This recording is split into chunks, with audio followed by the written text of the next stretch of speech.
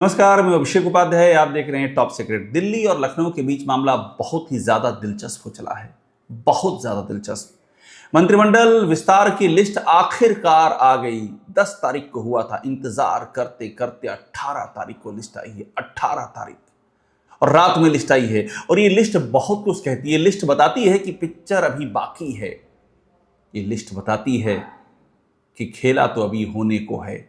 ये लिस्ट बताती है कि किस तरह से क्या प्रपोज किया गया था। इस लिस्ट में खूबी क्या है, इस लिस्ट के आखिर में आप देखेंगे। मैं आपको पढ़ रहा हूं, सबसे आखिर में कटा सा है, हल्का सा, लेकिन लिखा है इस प्रस्ताव पर आपका अनुमोदन निवेदित है। लास्ट में है, मैं इसको थोड़ा सा आपको बोल्ड करके दिखा रहा हूं। इस प्रस्ताव पर आपका अनुमोदन निवेदित है, यानी कि एक प्रस्तावित है जो यूपी से भेजी गई। आज वो लिस्ट सामने आई है पहली बार, और इसीलिए मैं आपको कह रहा हूं कि पिक्चर अभी बाकी है। 8 दिन तक डिले क्यों होता रहा? चूंकि ये लिस्ट यूपी से भेजी गई थी, योगी आदित्यनाथ ने ये लिस्ट भिजवाई थी, और दिल्ली का हमारे सूत्र बताते हैं वो इससे सहमत नहीं थी। 8 दिन इसीलिए खींचा। दिल्ली ने कहा कि इस लिस्ट को चेंज करना होगा, आपको रेशनल डिस्ट्रीब्यूशन करना होगा ताकि शक्ति का संतुलन बने और ताकि 2027 में जीतने की संभावना बचे। लेकिन यहां पर क्या किया गया, मैंने आपको दिखाया किस तरह से लिखा हुआ है बाकायदा कि प्रस्तावित ये है और इसे अनुमोदन कर, ये लिखा हुआ है। अब खेल क्या है? खेल ये है कि जो बातें आई थी, कि जो कन्वे किया गया, उसका ठीक उल्टी लिस्ट है ये। भूपेंद्र चौधरी के नाम पर है सूक्ष्म लघु एवं मध्यम उद्योग।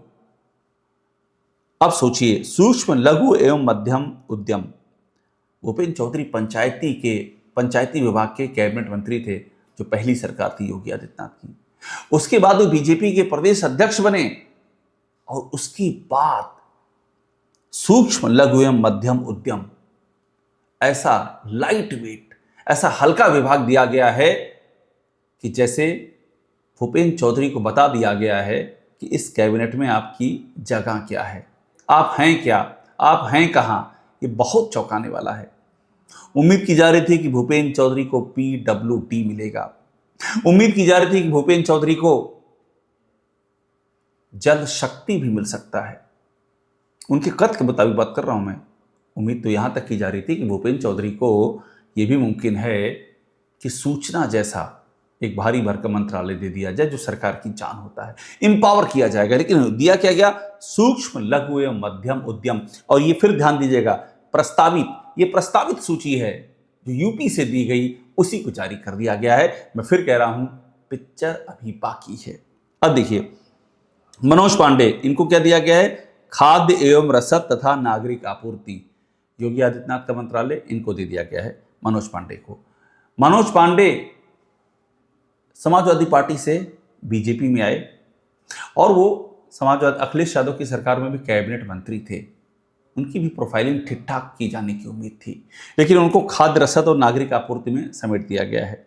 अब अजीत सिंह पाल, राज्य मंत्री स्वतंत्र प्रभार, खाद्य सुरक्षा एवं औषधि प्रशासन, ये भी मुख्यमंत्री ने अपने पास से दे दिया है, खाद्य सुरक्षा एवं औषधि। फिर सोमेंद्र तोमर, ये तो गजब हो गया है, ऊर्जा राज्य मंत्री थे, प्रमोट किया गया, राज्य मंत्री स्वतंत्र प्रभार बनाया गया। मगर मिला क्या? राजनीति पेंशन, सैनिक कल्याण एवं प्रांतीय रक्षक दल, ऐसा महकमा जिसे ये कहा जाता है राजनीति की भाषा में कि रिटायरमेंट पेंशन दे दी आपने। बताइए, प्रमोट करके आप राजनीतिक पेंशन वाले विभाग दे रहे हो। वो पेंशन देखेंगे तमाम नेताओं और लोगों की, वो सैनिक कल्याण और प्रांतीय रक्षा दल को देखेंगे, PRD को देखेंगे। वो इससे अच्छे तो कहा जा रहा राज्य मंत्री थे, तब थे वो ऊर्जा में राज्य मंत्री थे, और आपने कहां लाके छोड़ा है। और इसीलिए मैं कह रहा हूं, सोमेन तोमर को देने का मतलब क्या था कि एक गुर्जर नेता को इंपावर करना था। सोमेन तोमर भूपेंद्र चौधरी के बड़े करीबी भी माने जाते हैं। सवाल ये भी उठ रहा है, क्या भूपेंद्र चौधरी और सोमेन तोमर दोनों को ही उनकी जगह दिखा दी गई है? और क्या ये दिल्ली की लिस्ट है? अगर दिल्ली की लिस्ट होती तो 8 दिन नहीं लगते, ये तो उसी दिन हो जाता।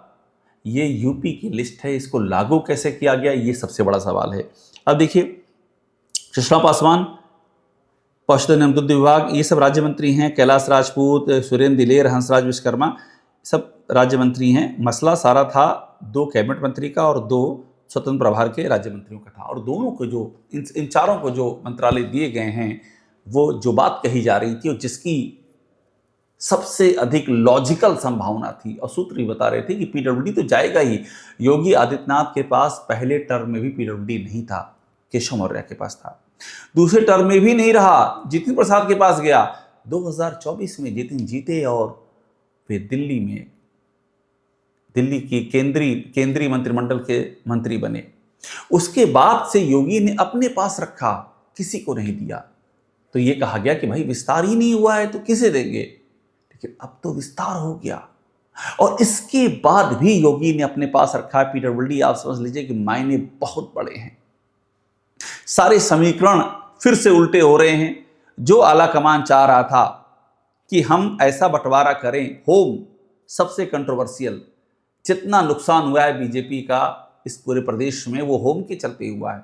ये था कि होम किसी कॉम्पिटेंट ऐसे नेता को जाएगा जो कार्यकर्ताओं से जुड़ा हो, जो काडर को पहचानता हो, जो रूट्स को जानता हो।